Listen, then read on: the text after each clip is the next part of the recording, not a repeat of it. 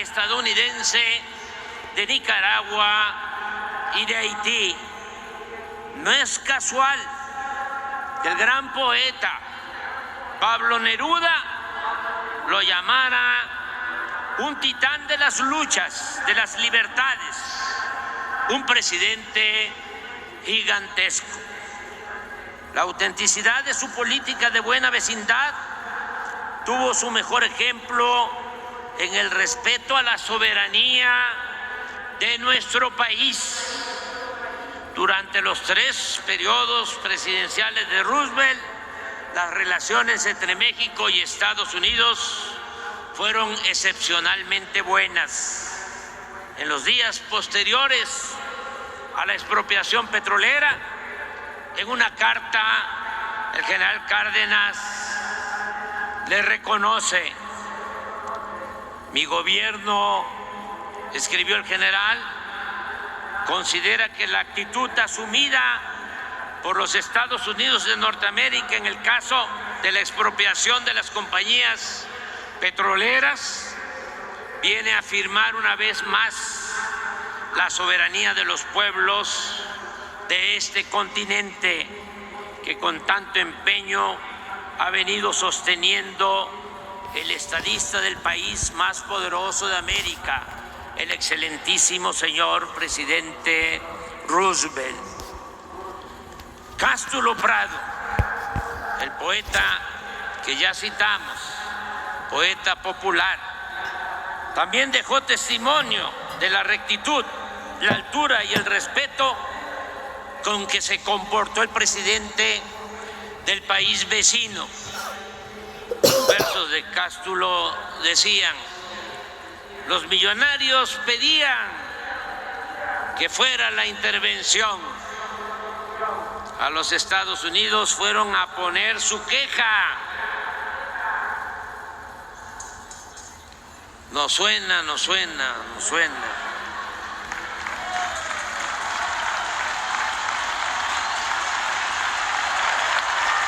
A los Estados Unidos fueron a poner su queja para que de allí vinieran a proteger sus empresas.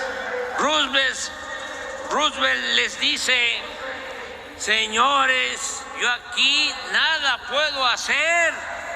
El gobierno mexicano ha cumplido su deber.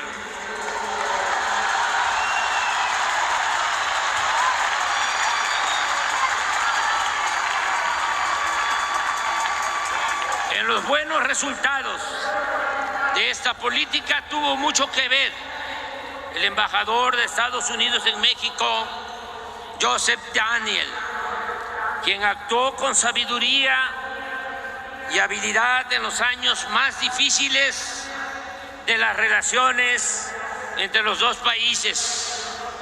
Su postura acerca del conflicto petrolero se resume cuando sostiene que el presidente Cárdenas tenía razón al promover que la riqueza del subsuelo se convirtiera en parte de la economía mexicana y que la crisis petrolera se debía a la negativa sistemática de las empresas extranjeras a modificar su visión, pues consideran, señalaba Daniel, que los mexicanos nacieron para enriquecer a extranjeros y que Dios puso importantes recursos naturales en el subsuelo de México para aumentar las fortunas que se encuentran en los cofres de los explotadores y concesionarios.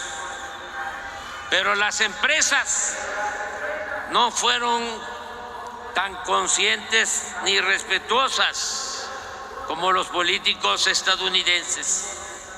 La nacionalización tuvo que abrirse paso enfrentando el boicot, las presiones y los actos de sabotaje promovidos y financiados por las compañías petroleras extranjeras.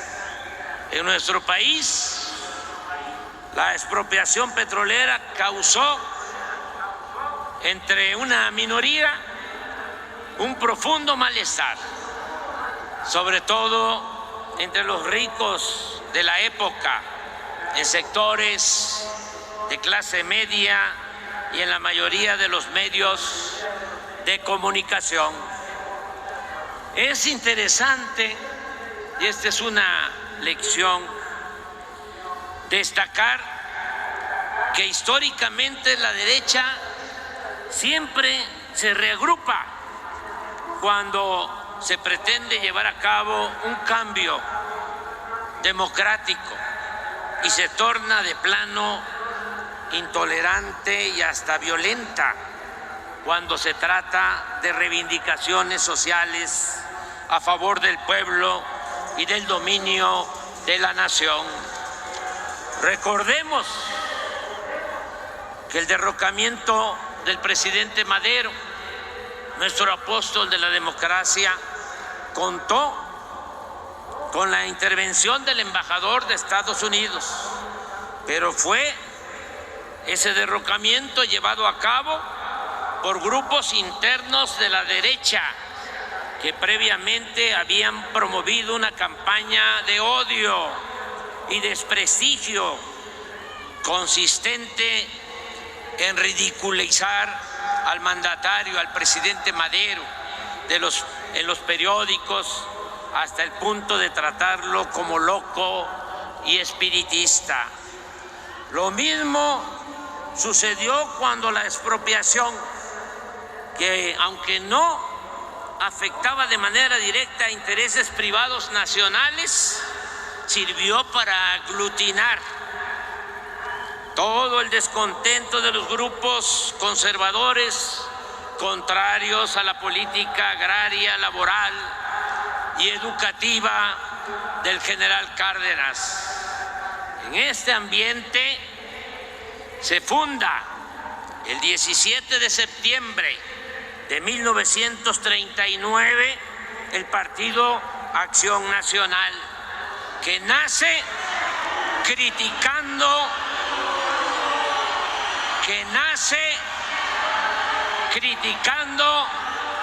la expropiación petrolera.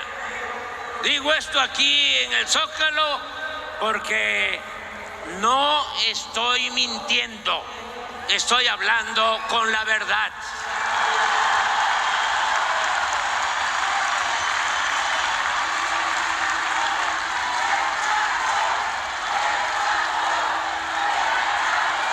En 1940, toda esa reacción se manifestó con mucha fuerza en la elección presidencial. Era tal la oposición de derecha que el general Cárdenas tuvo que actuar con cautela, y posiblemente eso influyó para que apoyara la candidatura de Manuel Ávila Camacho y no la del general Francisco J. Mújica, con quien tenía más afinidad ideológica y el cual representaba una mayor certeza de continuidad y profundizar la política social y nacionalista. Siempre se ha hablado de que el general no optó por Mújica ante el riesgo de una intervención extranjera. Sin embargo, como hemos visto, en ese entonces gobernaba Roosevelt, que había demostrado su respeto a la soberanía nacional y que estaba por estallar la Segunda Guerra Mundial, situación que contribuía a disipar la amenaza de una intervención estadounidense.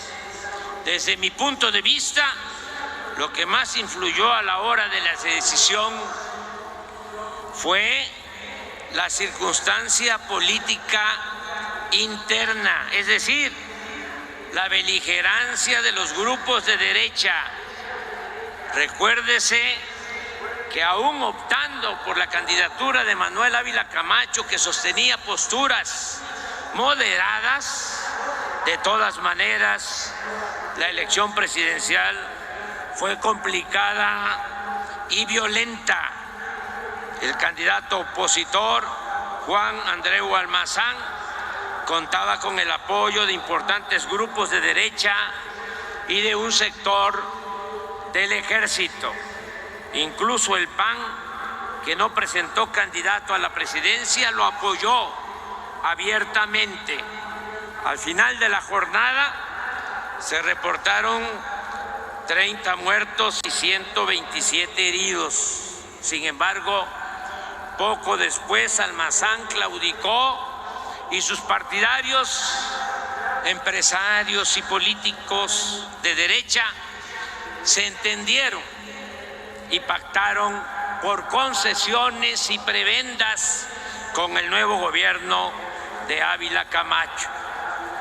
A partir de entonces empezó a abandonarse el auténtico ideal revolucionario y las acciones en beneficio del pueblo, aunque debe admitirse que esa alianza entre el poder político y el poder económico tal vez evitó la guerra civil y mantuvo la paz social.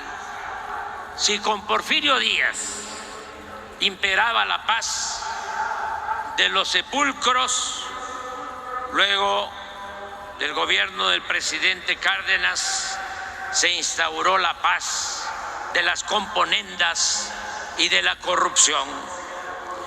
En esta breve historia hay enseñanzas mayores.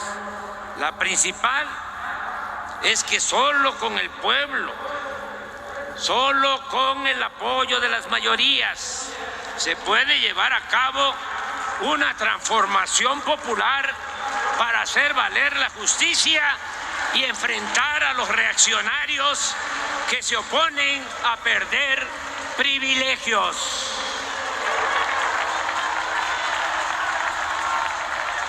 Por eso, hoy de nuevo manifestamos, exclamamos a los cuatro vientos: nada de zigzaguear. Sigamos anclados en nuestros principios. Reafirmemos la decisión y el rumbo que hemos tomado desde que inició el gobierno. No a las medias tintas. No aceptaremos nunca que en México se imponga una minoría a costa de la humillación y el empobrecimiento de las mayorías.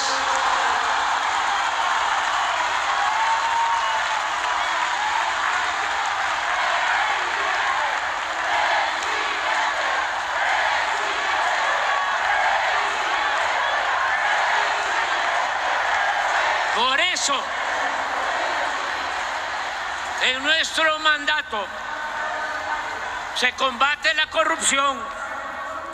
Existe un gobierno austero, sin lujos, y todo lo ahorrado se destina a financiar los programas de bienestar, como la pensión a los adultos mayores, el apoyo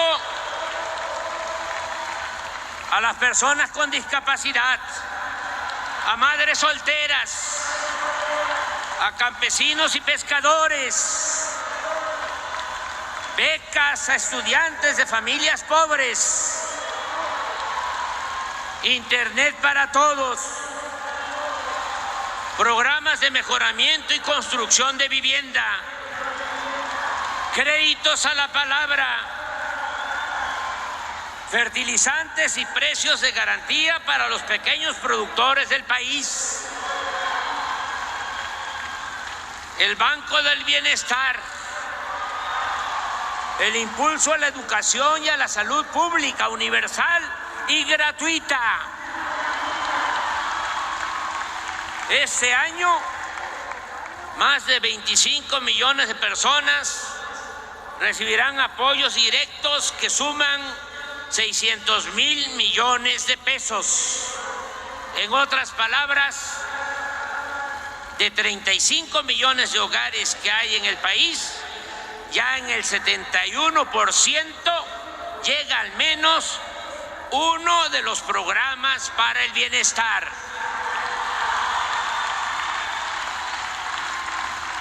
Con esta política de atención a los más necesitados, vulnerables y en especial a los jóvenes, también hemos podido reducir los delitos del fuero federal en 33%, el homicidio en 10%, el robo de vehículo en 38%, el robo en general 20%, el huachicol en 92%, el feminicidio en 28% y el secuestro en 76%.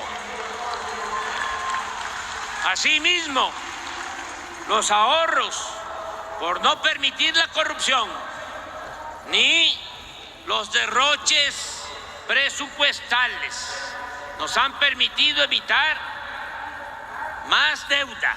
No hemos solicitado deuda adicional desde que estamos en el gobierno. Y al mismo tiempo, sin aumentar en términos reales la deuda pública, no han aumentado, no se han incrementado los impuestos. No ha aumentado el precio de las gasolinas, ni del diésel, el gas y la luz. Inclusive ha habido una disminución en el precio de estos energéticos. También se ha incrementado, como no sucedía en muchos años, la inversión pública. Este año se van a ejercer más de 1 billón de pesos en obras. Es decir, vamos a seguir construyendo carreteras, puentes, trenes, aeropuertos, hospitales, universidades, mercados, unidades deportivas, malecones, parques naturales, recreativos y ecológicos. Y estamos llevando a cabo algo muy importante, una amplia labor de recuperación y de restauración de sitios históricos y arqueológicos de nuestras antiguas y espléndidas culturas y civilizaciones. La hacienda pública es fuerte. La economía nacional está creciendo, en auge. El año pasado, la economía en México creció incluso más que la economía en China y en Estados Unidos. Hay un número sin precedente de 21,747,000 trabajadores inscritos en el Seguro Social. Nunca se había llegado a esta cifra de 21,747,000 trabajadores en la economía formal.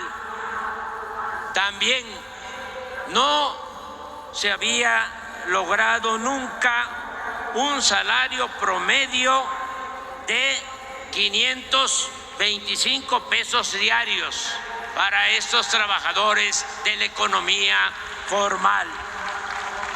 La tasa de desempleo del pasado mes de enero fue de 2.9%, la más baja desde 2005.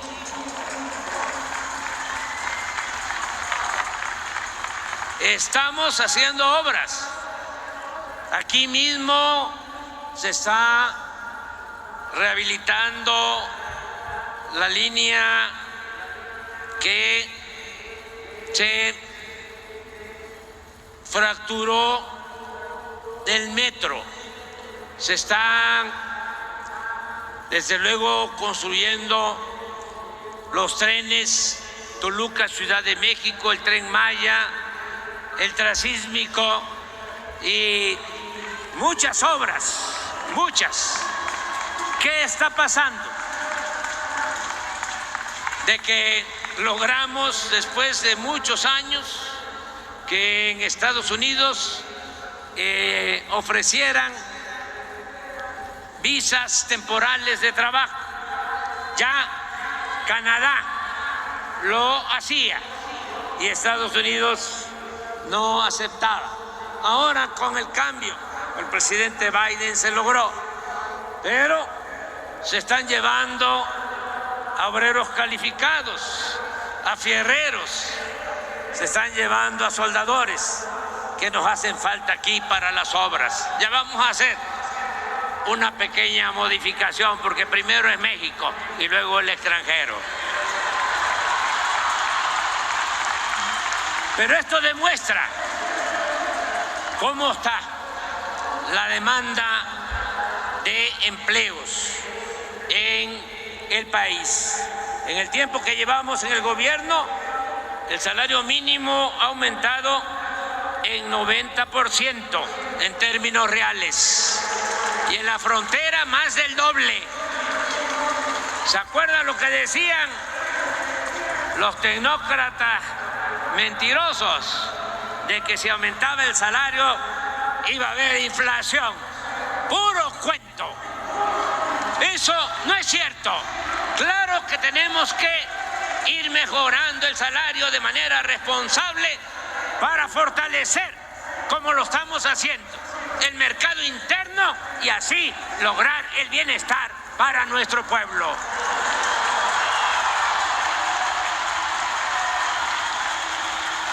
La bolsa de valores, las utilidades de las empresas y los bancos registran buenas ganancias. Las reservas del Banco de México se han incrementado en 15%, 200,000 millones de dólares de reservas del Banco de México. La inversión extranjera ha escalado a cifras antes no vistas.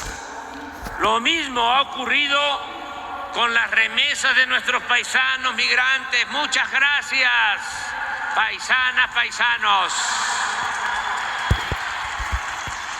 El año pasado, esas remesas casi llegan a 60,000 millones de dólares.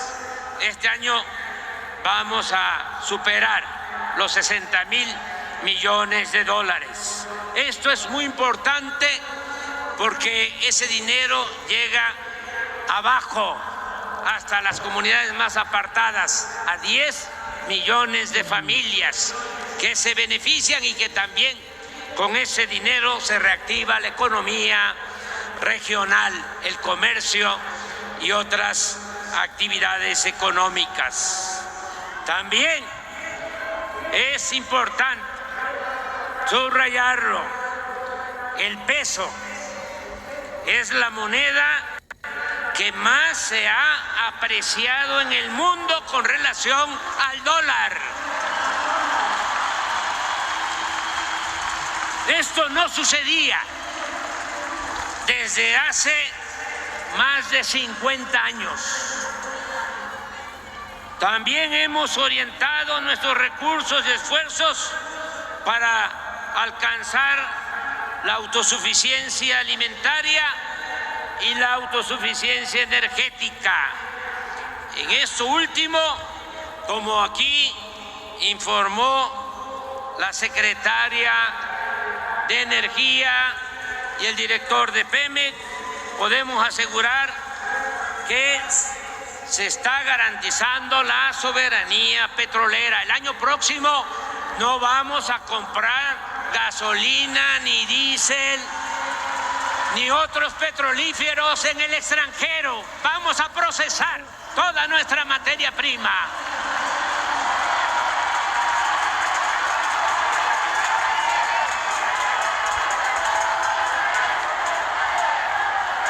Se fortaleció la Comisión Federal de Electricidad, empresa pública encargada de administrar la industria eléctrica, y recientemente se nacionalizó el litio, mineral estratégico utilizado en la construcción de baterías para autos eléctricos y sistema de almacenamiento para las energías limpias.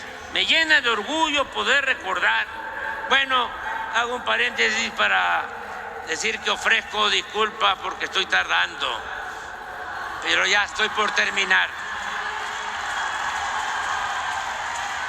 Me llena de orgullo poder recordar hoy, 18 de marzo, que a pesar del entreguismo que prevalecía antes de que llegáramos al gobierno, pudimos quitar del Tratado de Libre Comercio un amplio capítulo que comprometía en ese acuerdo nuestro petróleo y poner en su lugar un pequeño párrafo que se los voy a leer. Dice: Estados Unidos y Canadá reconocen que México se reserva su derecho soberano de reformar su Constitución y su legislación interna, y México tiene el dominio directo y la propiedad inalienable e imprescriptible de todos los hidrocarburos en el subsuelo del territorio nacional.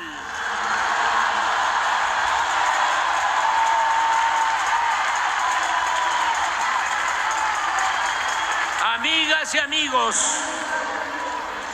estoy convencido de que seguiremos contando con el apoyo del pueblo para consolidar la primera etapa en la transformación de nuestro país.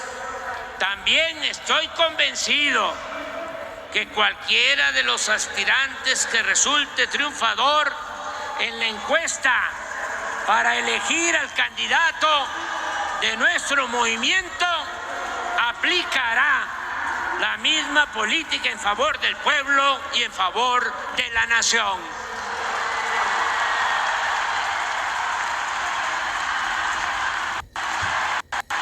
Está asegurada la continuidad con cambio. No hay nada que temer. Eso sí, tenemos que mantenernos unidos, mirando siempre hacia el porvenir y la felicidad de nuestros semejantes, trabajando desde abajo y con la gente, y sin descuidar la estrategia que llamamos acertadamente la revolución de las conciencias, para continuar avanzando en el cambio de mentalidad, para seguir politizando a nuestro pueblo, y de esa manera, con un pueblo cada vez más consciente, y en eso hemos avanzado mucho.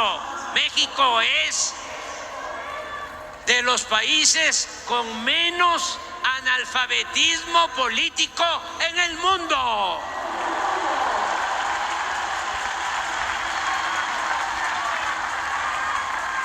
Con esa conciencia vamos a seguir Con esa conciencia colectiva vamos a seguir contrarrestando la guerra sucia, las campañas de calumnias y los intentos de manipulación que seguirán llevando a cabo porque no les queda de otra nuestros adversarios y sus medios de información vendidos, alquilados o en manos de los miembros del bloque conservador y corrupto. Pero al mismo tiempo debemos tener fe en la sabiduría y en la lealtad del pueblo. El pueblo no traiciona. Recordemos que el triunfo de la reacción, como decía Juárez, es moralmente imposible. Estamos constatando que la idea y la práctica de exaltar el humanismo mexicano es eléctrica y está llegando a la conciencia de millones de personas. En eso baso mi optimismo, y aún cuando en política es más peligroso subestimar la fuerza de los adversarios que sobreestimarla, sostengo que hagan lo que hagan, no regresarán al poder los oligarcas.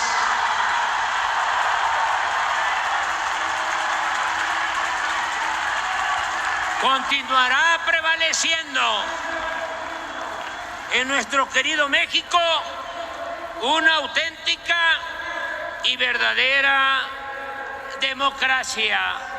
Amigas, amigos, no puedo dejar de mencionar que en los últimos días algunos legisladores de Estados Unidos, acostumbrados a ver la paja en el ojo ajeno y no la viga en el propio, en plan propagandístico, diríamos aquí en lenguaje coloquial, con grilla y con fines electoreros, politiqueros, sostuvieron que si no deteníamos el tráfico de fentanilo hacia la frontera norte, ellos iban a proponer al Congreso de su país que ocuparan soldados norteamericanos en nuestro territorio para enfrentar a la delincuencia organizada. Primero, quiero dejar de manifiesto que ya no es el tiempo de Calderón ni de García Luna.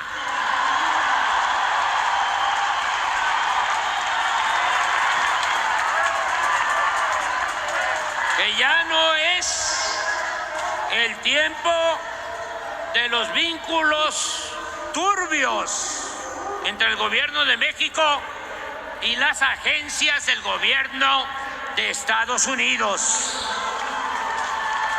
Ahora no hay simulación. De verdad, se combate a la delincuencia organizada y de cuello blanco, porque no hay corrupción, no hay impunidad, ni existen relaciones de complicidad con nadie.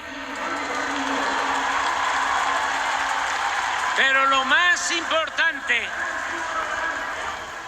es que desde aquí, desde este Zócalo, corazón político y cultural de México, le recordamos a esos políticos hipócritas e irresponsables que México es un país independiente y libre, no una colonia ni un protectorado de Estados Unidos.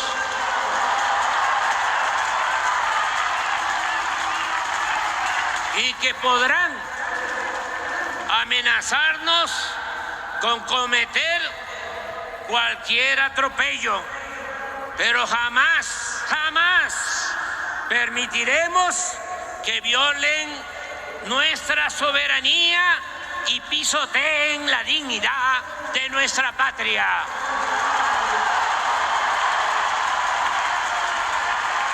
Cooperación, sí. Sometimiento, no. Intervencionismo, no. Oligarquía, corrupción, clasismo, racismo, libertad, democracia, honestidad, justicia social, igualdad, soberanía. ¡Viva la expropiación petrolera! ¡Vivan los trabajadores y técnicos de antes y de ahora de la industria petrolera nacional! ¡Viva el general Lázaro Cárdenas del Río! ¡Viva México! ¡Viva México! ¡Viva México!